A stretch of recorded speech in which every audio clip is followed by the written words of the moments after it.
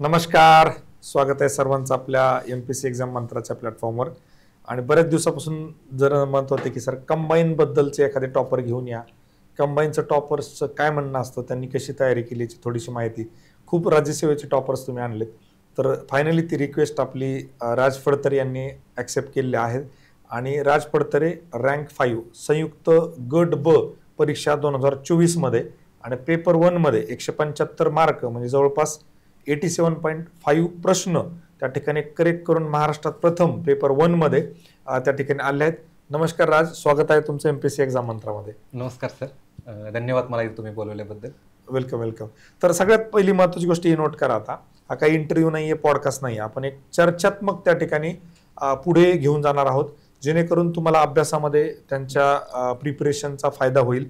त्यामुळं प्रश्न काय विचारले किंवा काय विचार, तुमचे काय प्रश्न असेल तुम्ही कमेंट करून ठेवू शकता. आपण नंतर पुढचे जे काही गेस्ट आहेत त्यांना पण विचारूयात. त्यामुळे चर्चात्मक इथं सगळ्या गोष्टी होणार आहेत.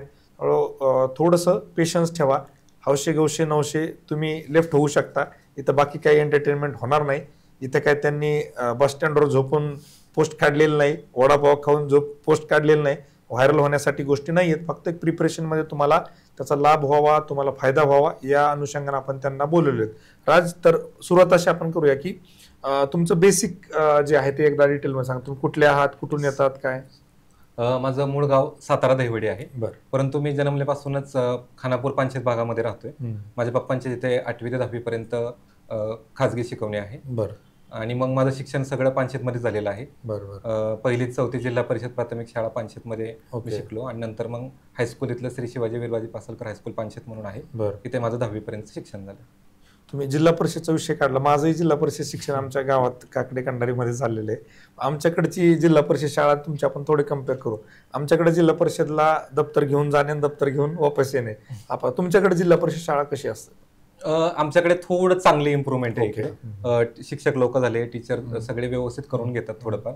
आणि प्लस माझं जरा बॅकग्राऊंड चांगलं असल्यामुळे मी स्वतःहून जरा जास्त लक्ष दिल्यामुळं जरा आहे. आणि शाळेचं होतं थोडंसं, पुणे जिल्हा असल्यामुळे थोडंसं. बरोबर आहे. येस, पुणे जिल्हा शिक्षणाच्या बाबतीमध्ये पण पुढारलेला, जरी ग्रामीण जरी भाग असला तो, तरी सुद्धा अतिशय चांगल्या सोयी होत्या तिथे. 11वी 12वी काय तुमचं सायन्स आर्ट काय? नाही, मला 10वीला चांगले मार्क असल्यामुळे माझं फिक्स होतं. 10वीला किती होते मार्क? 92% होते. मी फर्स्ट होतो. 90% मेरिट स्टुडंट्स. फर्स्ट कुठे? पूर्ण जे खानापूर बोर्ड आहे तिथे 7-8 शाळा येतात पानशेतच्या, त्या सगळ्यामध्ये मी फर्स्ट. म्हणजे हा तुम्हाला काही नवीन नाहीये, तुम्ही पहिल्यापासूनच फर्स्ट आलात. 11वी 12वी बद्दल आपण मग मी डिप्लोमा, मला इंजिनिअरिंगच फिक्स करायची होती म्हणून मग मी डिप्लोमाचा निर्णय घेतला आणि मला गव्हर्नमेंटला ऍडमिशन मिळालं. गव्हर्नमेंट पॉलिटेक्निक पुणे, जे मला वाटतंय की महाराष्ट्रातलं खूप चांगलं कॉलेज आहे पॉलिटेक्निकचं, तिथे माझं झालं ऍडमिशन. मी तिथं मेकॅनिकल इंजिनिअरिंग मधून डिप्लोमा केला. नंतर मग मी पुणे युनिव्हर्सिटीमधनं डिग्री केली. सिंहगड कॉलेज.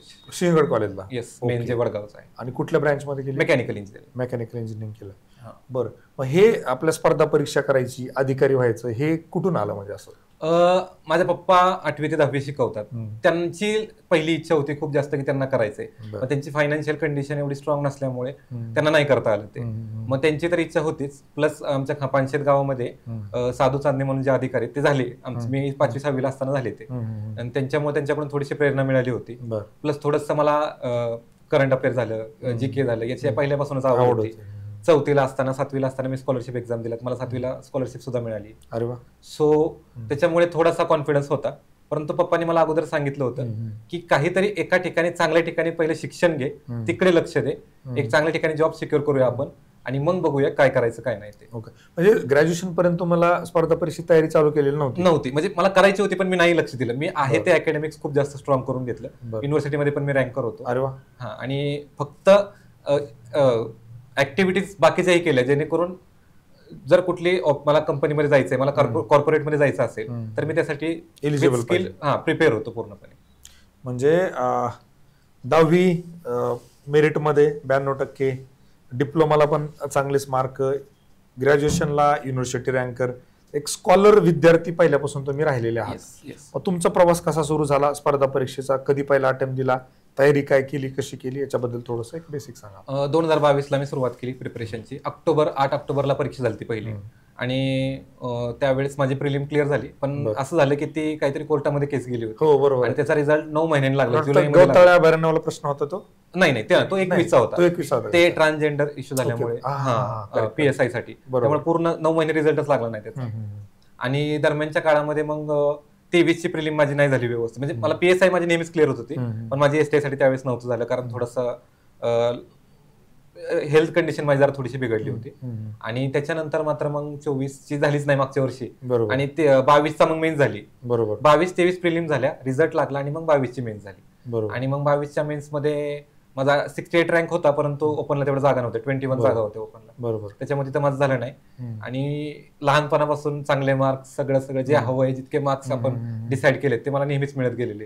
आणि पहिल्यांदा असं अपयश आलं म्हटल्यावर जरा थोडंसं मला धक्काच बसला होता, की सवय नव्हती ना या गोष्टी.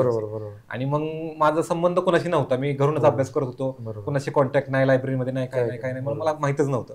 पहिल्यांदा मी तुम्हाला फोन लावला होता त्यावेळेस, मला आठवतं तुम्ही फोन केला. फ्री मेंटरिंग तुमचे 6 ते 7 असायचे त्यावेळेस, बरोबर. तर तुम्ही उचलताय नाही, पण तुम्ही त्यावेळेस घेतला माझा फोन आणि मग तुम्ही थोडं मला गाईड केलं की असं कर तसं कर वगैरे. आणि मग 24ची त्या वर्षी झालीच नाही, 2024ला. 25ला प्री मेन्स व्यवस्थित झाले. मला आठवते, म्हणजे एक्झॅक्ट आठवत नाही, कारण खूप जण प्री मेंटरिंग करतात, पण राज तुम्ही बऱ्याच वेळेला आपलं फोनवर बोलत झालं होतं प्री मेंटरिंगच्या बाबतीमध्ये. तुम्ही पुण्याच्या आसपास राहता, एवढं थोडंसं एक ओझर तर मला आठवत आहे, बरोबर. आणि मला आठवत नाही मी काय सांगितलं काय नाही, खूप जणांना काही काही सांगितलेलं असतं. तर प्री मेंटरिंगचा जो विषय आहे ना, आता मला बऱ्याच वेळेला आता फोन घेणं होत नाही, त्यामुळे मी काय केलं की मंथन जे रात्री 10 वाजून 10 मिनिटाला युट्यूब लाईव्ह येतो आणि मग विद्यार्थी तिथं बरेचसे प्रश्न विचारतात. तर ते तुम्हाला काय वाटतं की म्हणजे पहिल्या दुसऱ्या अटेम्प्ट मध्ये तुम्ही कुठे कमी पडलात, की जे आता 24ला जे यश मिळालं ते 22ला का नाही मिळालं, असे तुम्ही जे अनालिसिस केले तर कुठे कमी पडलात? माझ्या 2 चुका झाल्या. पहिली चूक माझी झाली की मी पुस्तक मला काय झालं की मला आयडिया नव्हती कुठलं काय करायचं, त्याच्यामुळे मी इंजिनिअरिंगचा जो अप्रोच होता अभ्यास करायचा त्या अप्रोचने मी गेलो आणि ते थोडं चुकलं. ते नव्हतं करायला पाहिजे, कारण इथं फॅक्ट्स असतात, फॅक्ट्स पण व्यवस्थित झाल्या पाहिजेत. आणि फॅक्ट्स पार्ट असण्यापेक्षा त्या पेपरला तुम्हाला किती सेकंदात सुचतायत ते खूप जास्त महत्वाचं होतं. म्हणजे ट्रिक वाईज मी वगैरे केली होती, पण ते ट्रिक काढायलाच 1 मिनिट लागायचा आणि ते प्रश्न सोडवायला वेळ लागत होता. सो तो माझा थोडासा अप्रोच चुकला होता. आणि दुसरं सगळ्यात महत्वाचं मला वाटतं, कंबाईनला अभ्यास तर महत्वाचा आहेच, पण त्या 1 तासामध्ये प्रिलिमसाठी आणि मेन्ससाठी पण 1-1 तासाचे 2 पेपर. तुमची मेंटॅलिटी काय आहे, तुम्ही किती फ्री पेपर देताय, तुमची प्रॅक्टिस किती पेपर सोडवण्याची 1 तासामध्ये टाइम मॅनेजमेंटचे, ते खूप जास्त गरजेचं आहे, ऍटलिस्ट कंबाईनसाठी सुद्धा. आणि ते माझं व्यवस्थित होत नव्हतं. म्हणजे असं म्हणू शकतो की मला जे सोपे क्वेश्चन होते, सिली मिस्टेक होते, ते खूप जास्त झाले, कारण मी तेव्हा खूप जास्त प्रेशरमध्ये घेतलं होतं, जरा एक्झाम खूप जास्त प्रेशरमध्ये दिली होती मी. बरोबर. कारण वेळ लागला होता प्रिलिम्स रिझल्ट लागायला, मेन्सला जरा थोडंसं हे होत होतं, त्याच्यामुळे मग थोडा प्रेशर मी खूप जास्त केला होता. आणि मग त्या नादात थोडे रिव्हिजन पण माझी व्यवस्थित झाली नव्हती. इंजिनिअरिंगला कसं कन्सेप्ट असतात, एकदा घेतलं तेच प्रॅक्टिकल ऍप्लिकेशन असतात, त्याच्यामध्ये लक्षात राहतं. पण इथं तसं नाही, इथं भरपूर फॅक्ट्स आहेत, तुम्हाला सारखे रिवाइज करावं लागतंय, ते जरा थोडंसं कमी पडलं होतं. प्लस माझा एक्झामचा अप्रोच जो होता तो पण थोडासा नव्हता. म्हणजे ह्या 2 माझ्या मोठ्या चुका झाल्या. बरोबर. आता जर तुमच्यासारख्या स्कॉलर विद्यार्थ्याला म्हणजे MPSC मध्ये तयारी करत असताना एक साधारण 2-2.5 वर्ष लागत असतील, 3 वर्ष, तर नवीन विद्यार्थ्यांना तुम्ही काय सांगणार, म्हणजे कधी होऊ शकतं सिलेक्शन किंवा काय गोष्टी याच्याबद्दल? जे पहिला पण 10वी-12वी जे विचार करतात त्यांच्याबद्दल बोलूया. त्यांनी सुरुवातीला त्यांचं बॅकग्राऊंड खूप स्ट्रॉंग करणं गरजेचं आहे. जे मिडल क्लास आहेत किंवा त्यांच्यापेक्षा फायनान्शियल कंडिशन थोडी कमी आहे, त्यांनी 100% फक्त कॉलेजला जे शिकताय असं त्यांनी एज्युकेशन घेतलं पाहिजे, की त्यांना पुढे जाऊन त्यांना जॉब मिळालाच पाहिजे, या लेवलला त्यांनी तयारी केली पाहिजे, इकडे नाहीच बघितलं पाहिजे असं मी तर म्हणेन. बरोबर. जरी करायचं असेल तरी साईड बाय साईड करा, पण तुमचा जो एज्युकेशनल बॅकग्राऊंड आहे तो इतका स्ट्रॉंग पाहिजे की तुम्हाला जॉब मिळालाच पाहिजे, तेवढं तुम्ही स्किल केलंच पाहिजे, अकॅडमिक्स तुम्ही स्ट्रॉंग करून ठेवलं पाहिजे. त्याच्यानंतर मग तुमची तिथून फायनान्शियल कंडिशन थोडी चांगली आहे, आई वडिलांशी तुम्ही प्रॉपर कम्युनिकेशन करून बोलून घेतलेलं आहे की मी माझ्याकडे 2 वर्ष द्या, 3 वर्ष द्या, त्यांनी अलो केलं तर मात्र मग तुम्ही 2-3 वर्ष दिली पाहिजेत. त्यात होतंय प्रीपर्यंत जातंय, मेन्स होत नाही असं काय वाटलं तर मग परत जॉब घ्या, विथ जॉब करा, कारण 2-3 वर्ष तुमचा बेस रेडी आहे. आता तुम्हाला व्हॅल्यू एडिशन करायची आणि एक्स्ट्रा काम करायचंय, जो बेस लागणार तो तुमचा तयार झालेला आहे. सो माझं म्हणणं आहे की त्यांनी असं केलं पाहिजे की तुमचं अकॅडमिक स्ट्रॉंग करा आणि मग इकडे या, आणि जरी नसेल हो 2-3 वर्ष तर जॉब करा, विथ जॉब सोबत करा. आणि ज्यांचं अजिबातच नाही आहे फायनान्शियल कंडिशन त्यांनी तर पहिल्यांदा जॉबच केला पाहिजे. आणि भरपूर उदाहरणं आहेत आपल्याकडे की ज्यांनी विथ जॉब पण ही एक्झाम क्रॅक केलेली आहे. बरोबर. आता स्पर्धा परीक्षेची तयारी करत असताना बऱ्याच पोरांना जे काही अडचणी येतात की क्लास केला पाहिजे, नाही केला पाहिजे, वेगळे. आता आपल्याकडे मला वाटतं अमित त्या दिवशी आपण रँक 5 राज्यशाहीचा घेतला, तर त्यांचं असं म्हणणं होतं की केला तर फायदा होतो, लवकर सिलेक्शन होतं. तर तुमचं याच्याबद्दल एक काय मत आहे की बाबा क्लास केला पाहिजे, नाही केला पाहिजे? क्लास तुमच्या परत अगेन फायनान्शियल कंडिशनवर डिपेंड. बरोबर. जर तुमचे फायनान्शियल स्ट्रॉंग आहे, तुम्हाला वाटतंय गरज आहे, प्रत्येक ज्या सब्जेक्टला गरज आहे त्या सब्जेक्टला तुम्ही क्लास करू शकता. तुमचा पूर्णच बेस क्लिअर नाहीये, तुम्हाला काहीच आयडिया नाही आणि तुमचं फायनान्शियल खूप जास्त स्ट्रॉंग आहे, तर मग त्यांनी क्लास करायला हरकत नाही. मी ऑफलाईन असा क्लास कोणता केला नव्हता. मी खानापूरला राहूनच तयारी केलेली. मी लायब्ररी सुद्धा लावली नव्हती, कारण लहानपणापासून घरातच अभ्यास केला. मग नवीन कशाला लायब्ररीसाठी ते वातावरण घरी शिक्षक असल्यामुळे मला असं वाटतं शिक्षकांच्या घरी चांगलं वातावरण असतं अभ्यासाचं. हा, तो त्याचा मला थोडा फायदा, आपण पुढे बोलू, त्याच्यावर थोडा फायदा पण झाला, तोटा पण झाला. पण मला असं वाटतं जर फायनान्शियल कंडिशन ठीक आहे तर लावा, नसेल तरी सुद्धा घरी बसून सुद्धा झालेले आहेत. भरपूर जणांनी क्रॅक केलेले आहे. ऑनलाईन बॅचेस झालेले आहेत. आता ऑनलाईन बॅचेसला डिस्काउंट चांगले असतात. जर तुम्हाला त्यातनं करायचं त्यातनं मिळू शकता. भरपूर ऑप्शन आहेत, किंवा फ्री पण युट्यूबला लेक्चर्स आहेत त्याच्यातनं पण करू शकता. म्हणजे आपापल्या काय लेवल आहे, फायनान्शियल कंडिशन काय आहे, तुमची प्रिपरेशनची लेवल काय आहे, तुमचा बेस किती स्ट्रॉंग आहे, याच्यावर प्रत्येकाने ठरवलं पाहिजे. म्हणजे क्लास करून पण काही झालेले नाहीयेत आणि क्लास न करता पण झालेले आहेत, आणि क्लास करून पण झाले. म्हणजे दोन्ही केसमध्ये दोन्ही पॉसिबिलिटी आहेत. त्याच्यामध्ये दुसरा एक महत्वाचा मुद्दा येतो जो आता थोडा हळूहळू चर्चेत आला. क्लास करणं म्हणजे कन्सेप्ट शिकून घेणं हा एक भाग झाला, पण स्पर्धा परीक्षेमध्ये तयारी करत असताना योग्य मार्गदर्शन असणं म्हणजे काय, प्रिलिम्स किती दिवस केलं पाहिजे, काय फोकस केला पाहिजे, पीवायक्यूचं काय केलं पाहिजे, तर मेंटरचा रोल तुम्हाला वाटतं किती आहे?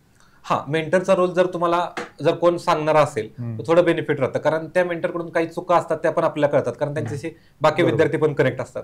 सो त्यांच्या काही चुका आहेत त्या अवॉइड करता येतील. एक प्रॉपर प्लॅनिंग बनून जातं. ज्याला अगोदरपासून सवय मला माझ्या वेळी जायचंय त्याला ठीक आहे, पण भरपूर जणांना माहित नाही काय करायचं, कोणता पाथ फॉलो करायचा. मग त्यासाठी मेंटर जर मिळत असेल मेंटरशिप तर करायला हरकत नाही. बरोबर. आणि तुम्ही फ्री मेंटरिंग तर प्रोव्हाइड करताच.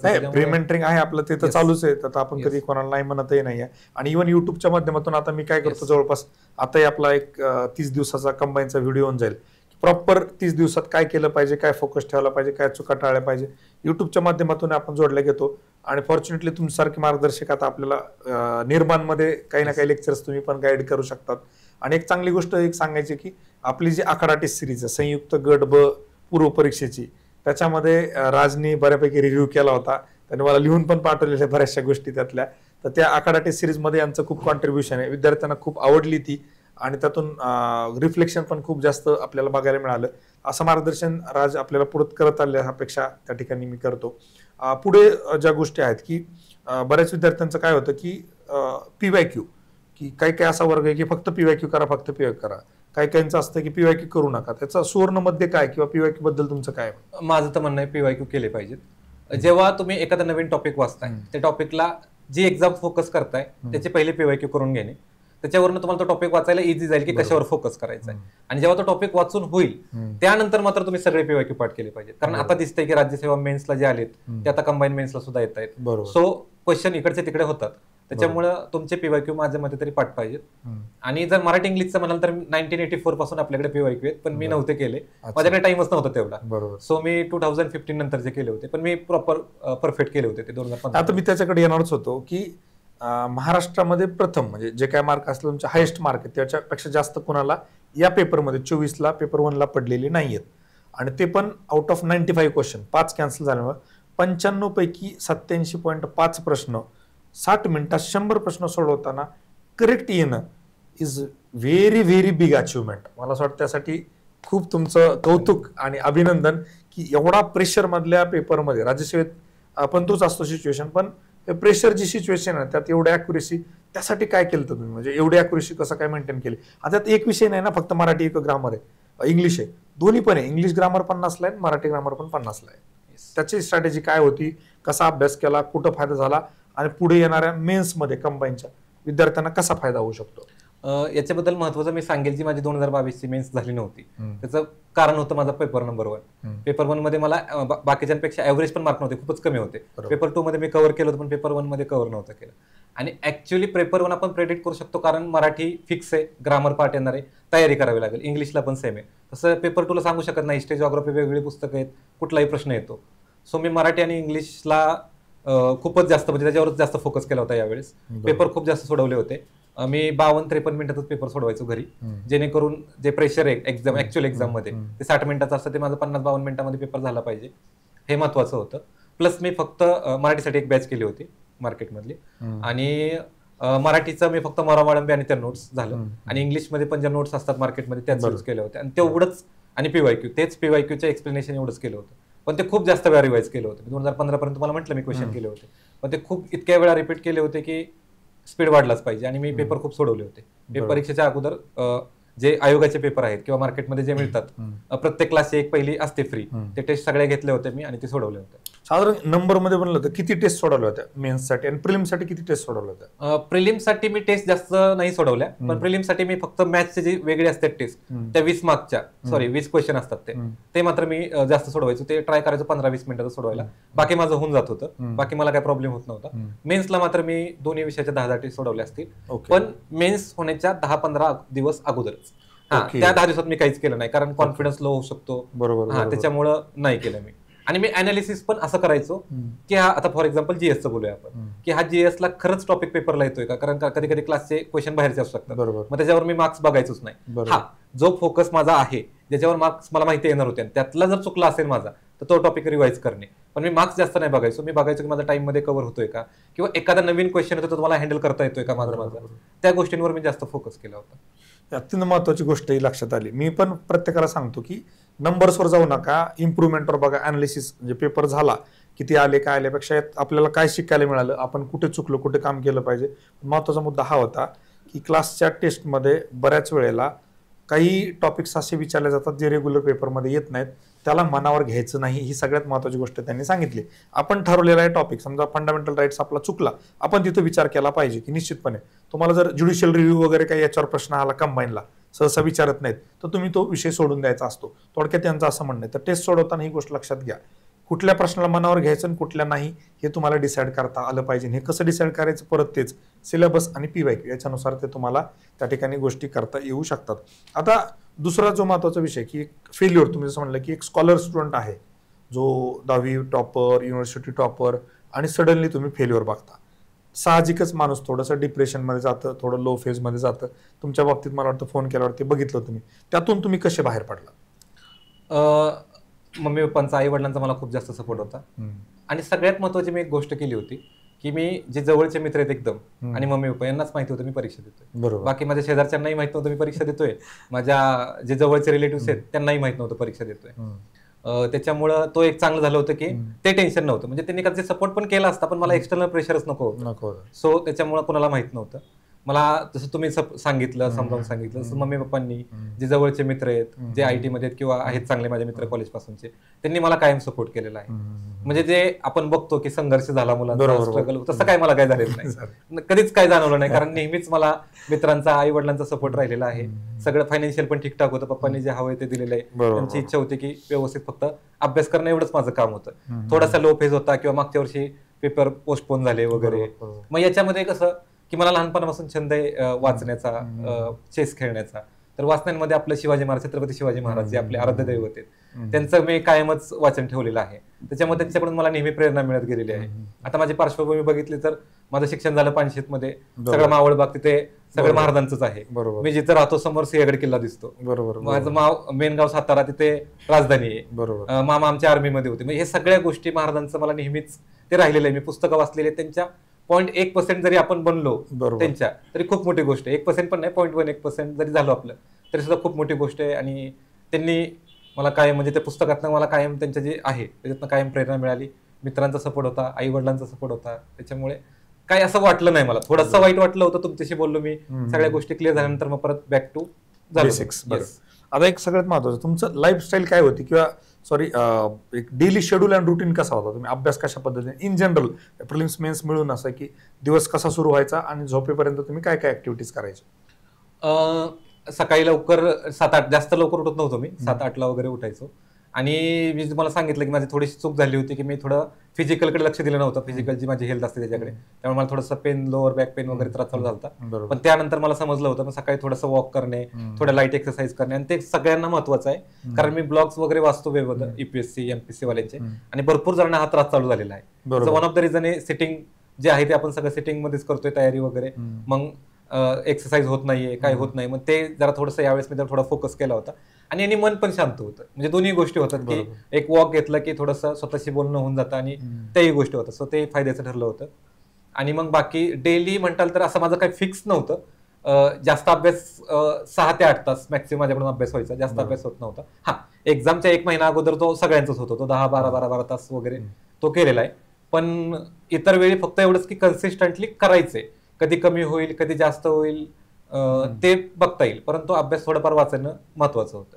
आणि सगळ्यात महत्वाचं म्हणजे मी मित्रांमध्ये घरीच राहत होतो, त्याच्यामुळे संध्याकाळी मित्रांमध्ये गेले की जो स्ट्रेस आहे, काय टेन्शन आहे, सगळं दूर होऊन जायचं मित्रांमध्ये बसलं वगैरे की. सो तो एक मला जरा थोडासा फायदा झाला. आणि माझा कोणाशीच कॉन्टॅक्ट नव्हता, हे महत्वाचं एक हे होतं की मी प्रिलिम पण कोणाला देतो हे पण मला माहित. आता 3-3.5 लाख लोक किती देतात प्रिलिम, मला माहितच नव्हतं. मेन्स तर लांबच राहिली 7-8 हजार, त्यातलं पण मला पण ओळखीचं नव्हतं. त्याचा फायदा असा झाला की आता मार्केटमध्ये नवीन नवीन बुक्स येतील, मग ते फोमो होऊन जातो, फिअर ऑफ मिसिंग आउट, की मी हे वाचलं पाहिजे, ते वाचलं पाहिजे, आता मित्रांनी हे घेतलं मग ते करू का, किंवा ही टेस्ट. तसं मला काही नव्हतंच. मी इथे यायचो, 725 किलोमीटर घर आहे माझं इथून, घरी सदाशिव पेठेत यायचो, बुक्स घ्यायचो, घरी जायचो, तेवढं वाचायचं झालं. नवीन बुक वगैरे मला काही माहितच नाही, जे आहे त्याच्यावर फोकस केला. सो याचं झालं किंवा त्याचं नाही, माझ्या मित्र ते कॉम्पिटिशन पण नव्हती, ते एक्सटर्नल प्रेशर पण नव्हतं, आणि तो फोम किंवा बाकीच्या गोष्टी किंवा त्याच्यावर विचार करण्याचं जे असतं, डिस्कस करण्यामध्ये खूप जास्त टाइम जातो बघा, असं म्हटलं जातं. बरोबर, त्याचं पण मला नुकसान जास्त झालेलं नाही. सगळ्यात महत्वाची गोष्ट काय, जागा किती वाढणार आहे, परीक्षा पोस्टपोन होणार आहे का नाही होणार आहे, ह्या 12 भानगडीत तुम्ही पडले नाही, त्यामुळे तो पण वेळ तुमचा वाचला. आणि माझं रुटीन एकदम नॉर्मल होतं, मित्रांना भेटणं, गप्पा वगैरे करणं, आणि 6-8 तास अभ्यास, बाकी वेळेमध्ये नॉर्मल ऍक्टिव्हिटी. खूप असं काही एक्स्ट्रा ऑर्डिनरी शेड्यूल नव्हता. जे काय केलंय ते मन लावून केलंय आणि चांगल्या पद्धतीने केलंय, कमी वेळेमध्ये केलंय, त्यामुळे त्याचा इफेक्ट खूप जास्त प्रमाणात आपल्याला बघायला मिळतो. तुम्हाला काही प्रश्न असतील तर तुम्ही विचारू शकता. सर, त्याच्यासाठी आपल्याला पुण्यात यायलाच पाहिजे का? हा प्रश्न आहे की स्पर्धा परीक्षेची तयारी करताना पुण्यात यावंच का, की पुण्यात शिवाय तयारी होणार नाही, असं तुमचं काय म्हणतं? मला वाटतं जर तुमची फायनान्शियल कंडिशन चांगली असेल तर यायला हरकत नाही, परंतु येताना ह्या गोष्टी विचार केल्या पाहिजेत की मी एवढा टाइम करणार आहे, एवढं हे करणार आहे, मला 2-3 वर्ष काय टाइम आहे, कारण बाकीचा खर्च पण आता पुण्यामध्ये जास्त आहे, त्या गोष्टी आहेत. तर तुमचं स्ट्रॉंग असेल तर तुम्ही यायला हरकत नाही, कारण मुलं म्हणतात की इकडे वातावरण मिळतं. असं मी आता जे ऑफिसर झाले, माझा तर काही पहिला संबंधच नव्हता, आता त्यांच्याकडून एक फीडबॅक मिळाला की घरी तेवढा अभ्यास होत नाही. आता माझ्याकडे कसं थोडंसं शैक्षणिक वातावरण असल्यामुळे ते थोडीशी मला हेल्प झाली असेल कदाचित, मला लायब्ररी पण लावायची गरज नाही पडली. तुम्हाला एक गोष्ट फक्त ऍड करतो, सॉरी टू इंटरप्ट, की आता काय झालं, रिजनल सेंटर खूप झालेत. ईश्वरपूर असेल, कोल्हापूर असेल, नाशिक, संभाजीनगर, इव्हन मुंबईमध्ये पण, नवी मुंबईमध्ये पण चांगले सेंटर झालेत. त्यामुळे आता डिसेंट्रलायझेशन खूप झालंय. बरोबर, जे वातावरण इथं आहे ते बाकी ठिकाणी पण वातावरण आता बऱ्याच विद्यार्थ्यांना मिळतं. बरेच जेव्हा आम्ही विद्यार्थ्यांशी बोलतो प्री मेंटरिंग मध्ये किंवा इतर बाबतीमध्ये, आणि मी आता काल परवा एक व्हिडिओ पण बघितला ईश्वरपूरच्या लायब्ररीचा, पुण्यापेक्षा पण एकदम सुसज्ज, खूप चांगलं व्हेंटिलेशन, लाइटिंग चांगलं असणार, रीडिंग मी तिथं बघितलं. धाराशिवच्या पण मी काही रीडिंग त्या ठिकाणी बघितलेल्या आहेत. खूप चांगल्या पद्धतीनं आता तिकडेही वातावरण तयार झालं, त्यामुळे वातावरणासाठी येण्याची तेवढी आवश्यकता राहिली नाही. बाकी अजून काय गोष्टी? आणि सगळ्यात महत्वाचं मला वाटतं की क्लासेसचं जे होतं, आता कसं झालंय, ऑनलाईन झालं कोविड नंतर, त्यानंतर ऑनलाईन बॅचेस झालेले आहेत, सब्जेक्ट वाईज बॅचेस झालेले आहेत, त्याच्यामुळे तुम्ही ऑनलाईन घरी बसून सुद्धा अभ्यास करू शकता. जर घरी तुमची फायनान्शियल कंडिशन नसेल तर तुम्ही 100% घरी बसून अभ्यास करून होत आहेत, आणि भरपूर जण होत आहेत. मी एकच उदाहरण नाहीये, एक्सेप्शन नाही, हा भरपूर जणांनी केलेलं आहे घरी बसून. सो जर तुमचा तो, आता प्रत्येक जण हे याला जी परीक्षा आहे, या परीक्षेला क्रायटेरिया काय, ग्रॅज्युएशन झालेलं आहे, म्हणजे प्रत्येक जण त्या लेवलला मॅच्युअर झालेला आहे. प्रत्येकाची सतत विवेक बुद्धी आहे की आपली फायनान्शियल कंडिशन काय आहे, आपला बेस किती आहे, आपल्याला किती गरज आहे, हे बाहेरच्यांना न विचारता थोडंफार गायडन्स घ्यायला हरकत नाही. पण बाहेरच्यांवर पूर्णपणे विश्वास न ठेवता माझी परिस्थिती काय आहे, मला काय सुटेबल आहे ते केलं पाहिजे. जसं की मला लहानपणापासून सवय, मला लायब्ररीत नाही बसू शकत, मी घरीच करतोय, मग मी घरीच केलं ना, ते बदलायची गरजच नव्हती मला. आणि जे मला वाटतं बेनिफिशियल पण थोडं ठरलं. थोडासा विचार प्रत्येकाने मला वाटतं की इकडे येताना तेवढं केलं पाहिजे. आता एक प्रश्न असा येतो की कंबाईन कुणी करावं, त्याच्यामध्ये मी माझा जो क्रायटेरिया तुम्हाला सांगतो, मग तुम्ही त्यात बोलू शकता, की ज्याचं मॅथ रिजनिंग थोडं ठीकठाक आहे, जनरल सायन्स ज्याला जमतं, कारण ऑलमोस्ट हे 20 आणि हे 15 एवढे प्रश्न प्रिलिम्सला, आणि मेन्सच्या बाबतीमध्ये मराठी, इंग्लिश, ग्रामर बेसिक आलं तरच करावी, अदरवाईज कंबाईनच्या नादी लागू नये, असं माझं म्हणणं असतं. तुमचं काय म्हणणं आहे कंबाईन बद्दल? अगदी खरं आहे सर. आता तर मॅथ्स रिजनिंगचे मार्क पहिले 15 होते, आता 20 मार्क झालेले आहेत. सायन्स सुद्धा 15 मार्कला आहेच. हे टॉपिक महत्वाचेच आहेत. ज्याचं मॅथ्स स्ट्रॉंग आहे, सायन्स चांगले, आणि ज्याची पाठांतर क्षमता पण जरा थोडं गरज आहे, लागते इथे. जे मला पहिल्यांदा नाही, तोटा झाला बघा, मला ते कन्सेप्टवर चालायची सवय होती, थोडा तोटा झाला. ज्यांची पाठांतराची जरा थोडी गरज लागते इथे आहे, त्यांनी यायला बरोबर आहे तुमचं, कारण मॅथ्स आणि सायन्स मला स्वतःला एज होती, माझा मॅथ्स स्ट्रॉंग आहे, त्याच्यामुळे मला मॅथ्स आणि मेन्सला मला वाटतं मॅथ्सला जे कॅन्सल झाले तेवढेच क्वेश्चन, आणि सायन्सचे जे 12 मार्क होते पण आउट ऑफच मिळाले. त्याचं कारण हे की माझं मॅथ्स स्ट्रॉंग होतं, इंजिनियर असल्यामुळे फिजिक्स केमिस्ट्री पण स्ट्रॉंग होतं, बायोलॉजी थोडं वीक होतं, पण जे इम्पॉर्टंट टॉपिक आहेत ते प्रेडिक्ट करू शकतो आता आपण PYQ वरनं, जसं बोलत होतं तेवढेच केले मी, एक्स्ट्रा केलंच नाही, पुस्तक जास्त वाचलीच नाहीत, जे 4-5 टॉपिक आहे त्याच्यावरच फोकस केला आणि केलं. म्हणजे तुमचं बरोबर आहे की हे स्पर्धा परीक्षेतली आव्हानं पाहता, जसं की रिझल्ट असेल, बरोबर आहे, बरोबर. किंवा हे आंदोलन असतील, ह्या सगळ्या गोष्टी किती वेळ दिला गेला पाहिजे स्पर्धा परीक्षेला, आणि प्लॅन बी रेडी ठेवावं का? प्लॅन बी रेडीच पाहिजे. म्हणजे प्लॅन बीच मला वाटतं स्पर्धा परीक्षा असं करायला हरकत नाही. आता प्रत्येकाने जे 10वी पासून मुलं येतात, मी मगाशी म्हटलं की त्यांनी त्यांचं अकॅडमिक्स ह्या लेवलला स्ट्रॉंग करायचं आपल्याला, की जेणेकरून त्यांना ते झालंच पाहिजे, ते जॉब रेडी पाहिजेतच, त्यांच्याकडे ते स्किल हवेतच, जेणेकरून जर तुमची फायनान्शियल कंडिशन नसेल चांगली तर तुम्ही जॉब करा, सोबत तयारी करा. आणि ज्यांची आहेत ते तुम्ही म्हटलं किती वेळ दिला पाहिजे, तर मला वाटतं की 2 ते 3 वर्ष दिली पाहिजेत. कारण कधी कधी 1-1 वर्ष परीक्षा होत नाही, मग 1-1.5 वर्ष तुमचा बेस तयार होऊन जाईल तेवढ्या वेळामध्ये, आणि नंतर मग तुम्ही विथ जॉब सुद्धा परीक्षा देऊ शकता जर झालं नाही तर. सगळ्यात महत्वाचं की आपण प्रेरित होतो कोणाच्या तरी भाषणाने, की ह्याचं भाषण ऐकलं, त्याचं भाषण ऐकलं, की त्याने प्रेरित झालं पाहिजे का स्वयंप्रेरित पाहिजे, आपली क्षमता ओळखली पाहिजे. बरोबर. म्हणजे प्रेरित होणं, प्रेरणा घेणं ही चांगली गोष्ट आहे, ती काय वाईट गोष्ट नाही, पण त्याला ब्लाइंडली फॉलो करणं हे चुकीचं आहे. की त्यांनी जे केलं ते ऍप्टिट्यूड माझ्यामध्ये आहे का, ते मला करायचं आहे का, आणि जी पोस्ट आहे त्या पोस्टचं बाकीच्या गोष्टी, ते जे काम करायचंय, जी लोकसेवा करायची आहे ते मला होणार आहे का, तेच माझं मोटिवेशन आहे का. कारण बाकीचं जर तुम्ही मोटिवेशन बघत बसला तर मग ते तुम्हाला कामाला येणार नाही. तुमची जी वृत्ती आहे लोकसेवेची, लोकांना मदत करण्याची, बरोबर, ती जास्त गरजेची आहे, आणि ते फॉलो केलं पाहिजे. तुम्हाला घरच्यांशी एक संवाद पाहिजेच. या गोष्टी फॉलो करत असताना घरच्यांशी माझ्याकडे एवढा वेळ आहे, मी एवढं करणार आहे, माझी इच्छा आहे, तुम्ही 4-5 लोकांशी बोललं पाहिजे, पण स्ट्रगल, संघर्ष या गोष्टी नाही बोलल्या पाहिजेत. अभ्यास किती आहे, किती वेळ लागतोय, जॉईनिंगला किती वेळ लागणार आहे, या गोष्टी डिस्कस करून मग निर्णय घेतला पाहिजे. आणि सोशल मीडियाच्या संदर्भात तुमचं काय म्हणणं आहे, की आत्ताची तरुण पिढी मोबाईल, इंटरनेट जास्तीत जास्त वेळ जातो, रील्स पाहण्यात पण आपण तास 2-2, ह्याच्या संदर्भात काय म्हणणं? ज्यांचा सेल्फ कंट्रोल आहे त्यांनी ठीक आहे, पण माझा सेल्फ कंट्रोल नव्हता एवढा. असलं की मी वापरणार असं होत होतं. सो मी इंस्टाग्रामवर नव्हतो, इंस्टाग्राम मी युजच केलं नाही. फेसबुक पण थोडंफार कनेक्ट करण्यासाठीच, पण त्याचे मला 2 फायदे झाले. पहिला फायदा की जे स्क्रोलिंग वगैरे मध्ये टाइम जातो, आपण त्याला डिस्ट्रॅक्शन म्हणू शकतो, ते डिस्ट्रॅक्शन माझं नाही राहिलं मला ते. आणि दुसरी गोष्ट काय होतं की आता मी इंजिनिअरिंग फील्डमध्ये होतो, माझे मित्र आता चांगल्या चांगल्या ठिकाणी मोठे मोठे पॅकेजेस आहेत, अब्रॉड मध्ये चांगलं करतायत, मग ते इंस्टाग्रामला मला दिसणे, त्यांचे ते काही लोक फिरायला जात आहेत त्या गोष्टी दिसणे, आपण अभ्यास करत असतो, बरोबर, आपल्या कधी पोस्टपोन झाली एक्झाम, त्या प्रेशरमध्ये असतो, आणि बाकीचे हे करतायत, मग ते सेल्फ डाऊट येणं, थोडं वाईट वाटणं, मोरल डाऊन होतं. म्हणजे दोन्ही गोष्टी अवॉइड होऊन जातात, की डिस्ट्रॅक्शन तर जातच जातं, पण स्वतःचा जो मोरल आहे ते पण नीट ठेवायचं असेल तर ज्यांना कंट्रोल आहे त्यांनी करावं. पण माझं होत नव्हतं, त्यामुळे मी इंस्टाग्राम पूर्णपणे बंद ठेवलं होतं. टेलिग्राम सुद्धा मी कुठल्याही ग्रुपला जॉईन 1-2 आहे, पण मी कधी चॅट केली नाही, कुठं मेसेज नाही, काही नाही. मी फक्त नोट्ससाठी म्हणा किंवा गरजेला असेल तेव्हाच वापरलेलं आहे. जिथं मार्गदर्शन मिळते ते मार्गदर्शनासाठीच यूज केलेलं आहे. काय प्रश्न? पेपरमध्ये जो 1 तास असतो तर त्याचं मॅनेजमेंट तुम्ही कसं करत होते? प्रायोरिटी कसे, पेपर कसं सोडवत होते? हे जसं आम्ही सांगितलं की ते जे कंबाईन आहे. एक मिनिट, प्रश्न रिपीट करतो, ऐकू येणार नाही काही जणांना माहित नसल्यामुळे. प्रश्न असा आहे की 1 तासाचं मॅनेजमेंट तुम्ही कसं केलंय पेपर मधलं? बरोबर. याच्यामध्ये 2 गोष्टी आहेत. पहिली गोष्ट प्रॅक्टिस, तुम्ही पेपर दिले पाहिजेत, प्रॅक्टिसने थोडंफार तुमचं प्रेशर निघून जाईल. आणि दुसरी गोष्ट तुमची मेंटॅलिटी किती स्ट्रॉंग आहे. तुम्ही जर विचाराल, जे सिरियस अस्पिरंट्स आहेत 80% त्यांचं होणार असतं सिलेक्शन, पण त्या 1 तासामध्ये गडबड झाली असते. घरी येऊन प्रत्येक जण म्हणतो अरे माझा हा क्वेश्चन सिली मिस्टेक झाली. माझंही झालं ते मेन्सला, की अरे हे झालं का, तर मी त्या एक्झामला पूर्णपणे फोकस करू शकलो नाही, त्या पेपरला घाबरलो असेल, टेन्शन घेतलं असेल. माझं तर एकदा OMR सीट मधले ते फिलअप वर खाली झाले होते, म्हणजे एवढं झालं होतं, आणि ते होतं. मग ते प्रॅक्टिसने एक थोडंसं प्रेशर निघून जातं, आणि तुम्ही थोडंसं पेपर लावताना मेंटली पूर्णपणे फ्री पाहिजे. म्हणजे यावेळेस तर माझं ह्या मेनचा अजून एक डिफरन्स होता की मी स्किल माझे IT मधले अप केले होते, आणि नाही झालं तर माझ्याकडे चांगल्या पॅकेजचा जॉब आहे असं होतं. या लेवलला मी होतो. म्हणजे जसं मी म्हटलं ना तुम्हाला 3 वर्ष, फक्त मी म्हणत नाही, स्वतःलाही फॉलो केलं होतं की आता IT मध्ये नाही झालं तर, म्हणजे असं केलं होतं मी. आणि आपल्याकडे 7 विषय आहेत कंबाईनला, बरोबर, वेटेज नुसार, बरोबर. तर त्याची रणनीती प्रत्येक विषयानुरूप स्पष्ट करा थोडी. ओके, सब्जेक्टची रणनीती. तर पहिल्यांदा सुरुवात करूया. आपण म्हटले की मॅथ्स सायन्स इम्पॉर्टंट आहे, आपण त्याच्यापासून घेऊया. ज्यांचं मॅथ्स स्ट्रॉंग आहे त्यांनी टेस्ट सोडवले पाहिजेत, पण ज्यांचं मॅथ्स खूपच वीक आहे त्यांनी पहिल्यांदा बघितलं पाहिजे की आयोग कशावर प्रश्न विचारते.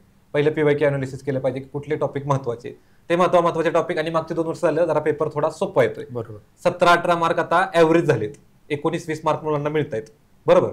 सो मला वाटतं की त्यांनी पहिल्यांदा अनालिसिस केलं पाहिजे काय आहे ते.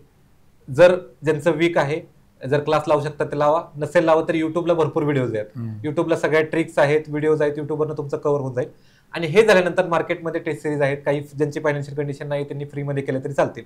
त्या टेस्ट सिरीज मात्र सोडवल्या पाहिजेत. आपण मॅथ्सला 25 ते 20 मिनिटं देतो, घरी आपण जर 25 मिनिटं देणार असाल पेपरला तर घरी 20 मिनिटात सोडवायचं, जेणेकरून ते 5 मिनिटाचं प्रेशर ऍडअप होऊन जाईल पेपरला आणि ते होऊन जाईल. त्यामुळे मॅथ्सला तुम्ही, आणि मॅथ्स असा सब्जेक्ट आहे की प्रॅक्टिस केले की मार्क वाढणार आहेत. बरोबर. हिस्ट्रीला नाही सांगू शकत 2 पुस्तकं वाचली 3 पुस्तकं वाचली तर तुमचे मार्क्स वाढतील का, पण मॅथ्सला तुम्ही जितका वेळ द्याल, जितकं चांगलं कराल, तिथं 100% तुमचे मार्क्स मिळणार आहे. आणि त्यातलंच येणार आहे, तेच येणार आहे हे पण माहिती आहे. आणि मॅथ्सला उत्तर पण कळतं बरोबर आहे की नाही येते, आपल्याला रिचेक करता येतं. इकडे हिस्ट्रीला सांगू शकत नाही, कधी कधी कॅन्सल होऊन जातो क्वेश्चन, 2 करेक्ट असतात, तुम्ही करेक्ट जरी झालात तरी सुद्धा सांगू शकत नाही तुम्ही. तसं मॅथ्सला थोडंसं ऍडव्हान्टेज राहतं. सो मॅथ्सचं मला वाटतं की प्रॅक्टिस, PYQ, टेस्ट हे 3 खूप जास्त महत्वाचे आहे सायन्ससाठी. पहिले स्टेट बोर्ड वाचले पाहिजेत. माझं स्ट्रॉंग, मी इंजिनियर असल्यामुळे मला काही एवढी गरज नाही लागली, पण स्टेट बोर्ड केले पाहिजेत. ज्याला काही होत नाही त्यांनी स्टेट बोर्ड केले पाहिजे. स्टेट बोर्डला ऍटलिस्ट जे सायन्सला काही out of the box question येतात ते सोडून द्यायचे, मग नाही येतात तर, पण जे येत आहेत ते परफेक्ट आले पाहिजे. काही PYQ मधनं रिपीट होतात, काही स्टेट बोर्ड मधनं होतात. मार्केटमध्ये बुक्स आहेत, ते बुक्स एक रेफरन्स वापरायचं झालं, त्यातनं आलं, पण जे आहे ते परफेक्ट करणं हे जास्त गरजेचं आहे. आणि बायोलॉजीसाठी फिजिक्स, केमिस्ट्री त्यातनं होऊन जातं. आणि बायोलॉजी जरा थोडं मला पण टफ वाटायचं सुरुवातीच्या काळामध्ये, पण मी अनालिसिस करून कळलं की 4-5 टॉपिक फिक्स्ड आहेत. ते वनस्पतींचे रोग, नंतर ह्युमन न्यूट्रिशन, हार्मोन्स, त्याच्यावर हार्मोन, प्लांट हार्मोन्स, त्याच्यावरच क्वेश्चन पडतात. मग ते एकदम जास्त लेवलला करून टाकायचं. मी आजपर्यंत ते बायोलॉजीच्या बाकीच्या ह्युमन सिस्टीम वाचलेच नाहीत, गरजच पडली नाही मला. आणि टेस्ट सिरीज मध्ये भरपूर वेळा क्वेश्चन यायचा, पण मी त्याच्याकडे बघायचंच नाही आणि पेपरला कधी पडलाच नाहीये. आणि पडला असेल तर एक पडला असेल, त्यासाठी मी एवढं कधी वाचणार. पण हे जे टॉपिक आहे याच्यातनंच पडतं, त्यामुळे मी याच्यासाठी जरा जास्तच तयारी केली होती. हे चालू घडामोडी माझा पण थोडा वीकच पॉईंट राहिलेला आहे, कारण मी दरवर्षी जे छोटं पुस्तक वाचते, कारण काय सांगू शकत नाहीये. मोठ्या पुस्तकातनं कदाचित क्वेश्चन येत पण असतील, पण तेवढं वाचायला माझ्याकडे वेळ, तेवढं रिवाईज करायला, ते फॅक्ट करायला वेळ पण नसायचा. त्याच्यामुळे जे छोटं पुस्तक असतं, जे व्यवस्थित आहे, जे रिवाईज करता येईल, महत्वाचं म्हणजे 15 पैकी मला 12 नाही 10 पडले तरी चालतील, पण ते व्यवस्थित झालं पाहिजे माझं. नाही तर मी 12च्या मागे लागून असं होतं की आहे ते रिवाईज होत नाहीये आणि मी निगेटिव्हला जातोय, कारण वाचलेलं असतं, पेपरला आठवत नाही. त्याच्यापेक्षा डेटा लिमिट करून आहेतच भरपूर वेळा रिवाईज केला. आता तुमचंच बुक वापर यावेळेस घेतलंय छोटं पण आहे आणि मला रिवाईजला पण तोच पॉईंट येणार होतो. ऍक्च्युली आता आलाच विषय तर ते सांगतो करंट मंत्राचा. आपण पुस्तक काढण्यापाठीमागचं कारण काय होतं, आता एक जण UPSC करणार माझ्याकडे येऊन गेला, त्याला मार्क कमी आले, तो मला सर करंटचं ते मोठं पुस्तक वाचलं होतं, मला रिवाईज करणं झालं, करंटला कमी आले. तर करंटमध्ये काय होतं, मार्केटिंगमध्ये खूप जण की ह्या पुस्तकातून एवढे आले, याच्यातून तेवढे आले. माझा एक प्रश्न असतो, कितीमधून किती आले? तुम्ही 10,000 फॅक्ट करणार, त्यातून 10 येणार, त्यापेक्षा 100 करा, त्यातून 5 आलेल्या पुरतात. कारण त्या 100 पैकी 100 तुमच्या लक्षात राहतात, परीक्षेत कॉन्फिडेंटली सोडवतात, बाकीचे तुम्हाला इलिमिनेशन लॉजिक अप्रोचनं सुटतात. तर तुम्ही जो म्हणला तो करंटच्या बाबतीत एकच फंड आहे, मिनिमम करा, चांगलं करा, त्याला रिवाईज जास्त करा, त्यातला प्रश्न चुकू देऊ नका, तुम्हाला करंटला मार्क पडतात. तुम्ही जास्तच्या मागे लागले की हाती काय लागेल याची गॅरंटी नसते. मला वाटतं तुम्ही हेच सांगा. हा, आणि करंट माझं वीक असल्यामुळे मी पेपर जरा शेवटी ठेवायचो, मी मॅथ्स मध्ये घ्यायचो, कारण मॅथ्सला कधी कधी शेवट सुचत नाही, हात जरा घाबरतो माणूस, त्याच्यामुळे मी करंट शेवट ठेवायचा. मला फायदा झाला, कारण 2024ला करंट कुठला आलता माहितच नाही, बरोबर, कुठले क्वेश्चन आलते, खूप अवघड आले होते. आणि जर एखाद्याने पहिलंच करंट घेतलं असेल तर पूर्ण मेंटॅलिटी चेंज होऊन तो पेपर, त्याला जे येणार आहेत ते पण टफ होऊन जातात. शेवट असल्यामुळे मला फायदा झाला की अगोदर पेपर कव्हर झाला होता, जेवढं जमतंय तेवढं सोडवलं, आणि पेपर पण छान कव्हर झाला, त्याच्यामुळे निगेटिव्हला पण जायचा प्रश्न नाही. जे माहिती नाही त्याला हात लावला नाही, 2-3 थोडे जेवढे येतात तेवढे घेतले व्यवस्थित. मला वाटतं 15 मधले 7-8 क्वेश्चन घेतले होते मी त्यावेळेस. इकॉनॉमिक्स आणि पॉलिटीच्या संदर्भात काय माहिती द्या? पॉलिटीसाठी सगळ्यात महत्वाचं मला वाटतं की पॉलिटी हा बऱ्यापैकी आउट ऑफ मार्क्स देणारा सब्जेक्ट आहे. त्याची तुम्हाला रिव्हिजन मात्र खूप वेळा करावं लागते, कारण क्वेश्चन फसवे असतात, एक शब्दावर फसवतात ते. पण पॉलिटी असं आहे की तुम्ही त्याला पण जेवढी तयारी कराल ते तुम्हाला परत देणार आहे, पण त्याची रिव्हिजन गरजेची आहे. 4 पुस्तकं वाचून गरजेचं नाही, 1 किंवा 2च पुस्तकं वापरा, परंतु ते 2-3 वेळा रिवाईज करा. पेपरच्या अगोदर एकदा रिव्हिजन झालीच पाहिजे, आणि त्याच्या अगोदर 2-3 वेळा एकदा रिवाईज असेल तर पॉलिटीमध्ये मार्क्स मिळतात. पॉलिटी हा अजून पण मार्क्स घेणारा सब्जेक्ट आहे. सोबत मी पंचायत राजचं ऍड करेल. पंचायत राज 3 मार्कला येतं, 4 मार्कला, तर मी पंचायत राजसाठी नाही बुक वापरलं, कारण मला बुक खूप बलकी वाटत होतं आणि मला वाटत होतं की माझ्याकडून रिवाईज होणार नाही. पुस्तक घेताना नेहमी लक्षात ठेवायचं की हे माझ्याकडून रिवाईज होईल का, 2-3 वेळा मला रिव्हिजन करायची, हे गरजेचं आहे का. जर होणार असेल तरच त्या पुस्तकाला हात लावायचं, नाही तर नाही, असं माझं होतं. आणि माझ्याकडून ते होणार नव्हतं. त्याच्यामुळे एक मार्केटमध्ये नोट्स होते, त्याच्यामध्ये एक 10-12 पानांचे त्यांनी दिलेलं होतं, ते व्यवस्थित केलं. PYQ मात्र पाठ करून गेलो होतो, व्यवस्थित थोडंसं अनालिसिस करून गेलो होतो. आणि क्वेश्चन तर सोपे झाले, तेवढे अवघड पण नाही आलेत. आणि एका दुसरा अवघड आला तो कॅन्सल होतोय. त्याच्यामुळे मला असं काही वैयक्तिक तोटा झाला नाही त्या गोष्टीचा. इकॉनॉमिक्स इकॉनॉमिक्सचे क्वेश्चन आता थोडेसे ऍक्च्युअल लाईफशी रिलेटेड क्वेश्चन येतात. म्युच्युअल फंडचा एक मध्ये क्वेश्चन आला होता किंवा ते. सो तुमचे बेस स्ट्रॉंग पाहिजे, तुम्ही कन्सेप्ट क्लॅरिटी चांगली करून घ्या. नसेल होत तर स्टेट बोर्ड वापरा, युट्यूबला व्हिडिओज आहेत, लेक्चर बघा, त्यातनं कन्सेप्ट क्लिअर करून घ्या. कन्सेप्ट क्लिअर असेल तर तुम्हाला तिथं उत्तरं सापडणार आहेत. म्हणजे काही असे प्रश्न असतात जे पुस्तकात उत्तर नसतं, पण तुम्हाला कन्सेप्ट जाणता येत ना, त्याच्यावर तुम्हाला उत्तरं मिळून जातात. आणि एका दुसरा क्वेश्चन नक्कीच आपला बजेटचा येऊन जातो, आणि त्या बजेटमध्ये पण तेवढं केलं की होऊन जातं इकॉनॉमी. शेवटी विषय राहिला भूगोल, जसं की महाराष्ट्र असेल, भारत असेल, जग असेल, बरोबर. वेटेजनुसार. आता कंबाईनसाठी जास्त महाराष्ट्राच्या भूगोलावरच प्रश्न. बरोबर. महाराष्ट्राचा भूगोल असं माझं तर म्हणणं आहे की तुमचा बऱ्यापैकी तोंडपाठच पाहिजे, आणि तिथं ट्रिकपेक्षा तुमचं तोंडपाठच पाहिजे. काही जिथं नाही होते पाठ तिथं ट्रिक वापरा तुम्ही, पण काही गोष्टीला तोंडपाठच पाहिजे, कारण ती ट्रिक करत तोपर्यंत वेळ निघून जातोय. जे खूपच डिफिकल्ट आहे त्याला तुम्ही 100% ट्रिक वापरा, पण जिथे नाही तिथे महाराष्ट्राचा भूगोल पाठ म्हणजे पाठच पाहिजे. आणि भारताचा भूगोल जो फिजिकल आहे त्याच्यावर जास्त क्वेश्चन पडतात, किंवा नदी झालं, किंवा कोपेनचे वर्गीकरण झालं, त्रिवार, ते जे 2-3 इम्पॉर्टंट टॉपिक आहेत ते व्यवस्थित करून PYQ केले तरी बाद झाले. भारताच्या भूगोलसाठी पूर्ण पुस्तक वापरायची गरज नाही, महत्वाचे टॉपिक. महाराष्ट्राचा भूगोल मात्र नक्की व्यवस्थित करायला हवा. आणि ठरलेले ते जे खनिज संपत्तीवर एक क्वेश्चन पडतोच, बरोबर, ऊर्जा निर्मितीवर एक पडतो, नंतर जो प्राकृतिक भूगोल आहे महाराष्ट्राचा त्याच्यावर प्रश्न पडतो, लोकसंख्या, मग हे टॉपिक तुम्ही भरपूर वेळा रिवाइज करता, आणि टुरिझमवर एखादा प्रश्न पडतो. मग हे जे टॉपिक आहे ते तुम्ही खूप वेळा रिवाइज केले पाहिजे. तुम्ही एक पुस्तक भरपूर वेळा रिवाइज करा. जर तुम्हाला वाटलं की आता नाही वाटत, भरपूर वेळा रिव्हिजन झाली आहे 4-5 वेळा, मग दुसऱ्या पुस्तकाकडे जायला हरकत नाही. नाहीतर मी प्रत्येक सब्जेक्टला सांगेल एक पुस्तक, एक नोट्स. करेक्ट. आणि हे डिस्क्रिप्टिव्ह पॅटर्न मध्ये मी काल व्हिडिओ केला त्यात ते सांगितलं, 1 पेज नोट. एक टॉपिक आहे तुमचा, फॉर एक्झाम्पल खनिज संपत्ती, एकाच ठिकाणी सगळं आलं पाहिजे, इकडं थोडं तिकडं थोडं, परीक्षेत जाऊन परत कन्फ्युजन, कुठं काय वाचलं त्यापेक्षा बेस्ट आहे की एका ठिकाणी एक सोर्स असला पाहिजे. अजून काही प्रश्न कोणाला? रिव्हिजन करण्यासाठी तुमचे काही नोट्स प्रिपेअर केले होते कमी वेळेत लवकर रिवाइज? येस. तर मी पहिल्यांदा रेफरन्स बुक वाचायचो. मार्केटमध्ये काही नोट्स अवेलेबल आहे, त्याच्यामध्येच व्हॅल्यू एडिशन करायचं रेफरन्स बुक मधून. ते छोटे छोटेच आहेत ऑलरेडी, सो मी त्याच्यामधनच व्हॅल्यू एडिशन केली होती. एखादा टॉपिक त्या नोट्स मध्ये नाहीये, माझ्या रेफरन्स बुक मध्ये नाहीये, PYQ मध्ये आहे, तर तो PYQ मधला मी तिथे लिहून टाकायचो. जो क्वेश्चन मला डिफिकल्ट वाटला, म्हणजे PYQ मधले काही क्वेश्चन अंदाजाने सुटतात, बरोबर, पण मी त्याच्यावर पण स्टार करून ठेवायचो, कारण तो आता अंदाजाने सुटलाय, परत सुटेल का नाही मला माहित नाही, कारण तो माझा नॉलेजचा भाग नव्हता. सो तो मी आपल्या नोट्स मध्ये ऍड करून टाकायचो, आणि मग तेच जे क्वेश्चन चुकताय, ज्याच्यावर टॉपिक आहे तेच जास्त वेळा रिवाइज करायचो. आणि असं केलं होतं की 2-3 तासामध्ये एका सब्जेक्टची शेवट रिव्हिजन झाली पाहिजे. हे होत असेल तर मग तेवढं तुमचं झालं पाहिजे, मगच तुम्ही एक्स्ट्रा पुस्तकं वाचा वगैरे. तर ते नाही होते, तुम्हाला आहे तेच रिव्हिजनला वेळ लागतो, तर एक्स्ट्रा करायची गरज नाही असं मला वाटतं. आणि तुमच्या यशाचं श्रेय कोणाला देतात?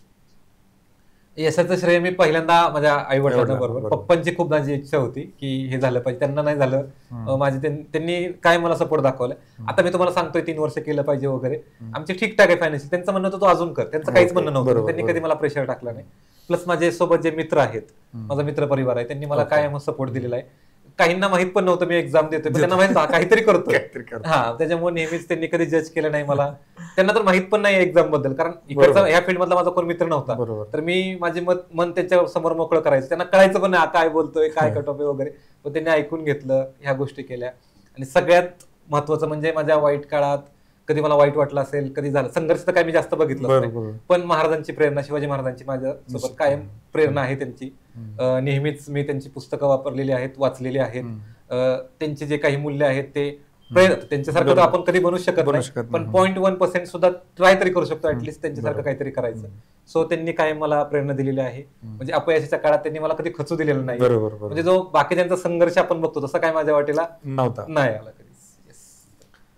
ठीक आहे, मला असं वाटतं बऱ्यापैकी गोष्टी आपल्या डिस्कस करून झाल्या, एकदम मनमोकळी चर्चा त्या ठिकाणी झाली.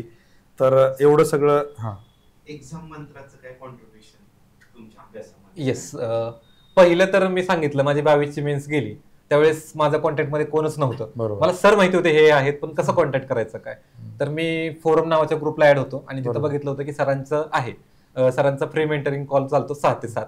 म्हटलं ट्राय करूया, काय करायचं बघूया, जॉब सोबत कंटिन्यू करू की इकडे करायचं वगैरे बोलायचं होतं मला. म्हणजे माझं एक कुठेतरी मन मोकळं करायचं बेसिकली, जे या फील्डमध्ये आहे. मग मी सरांना फोन लावला होता, मग सरांनी मला व्यवस्थित मार्गदर्शन केलं. त्यांनी सांगितलं रँक ठीकठाक होता, परंतु जागा नसल्यामुळे पुढच्या वेळेस त्याच्यापेक्षा जास्त जागा येतील, तर तुमचं हा रँक जरी मेंटेन, मला शब्द आठवतोय, हा रँक जरी तुम्ही मेंटेन केला तरी सुद्धा तुमचं होऊन जाईल. त्याच्यामुळे मग मी साईड बाय साईड माझे स्किल पण अप केले, की जेणेकरून नाही झालं तरी इकडे मला वेळ आहे. म्हणजे सरांनी थोडं मार्गदर्शन केलं.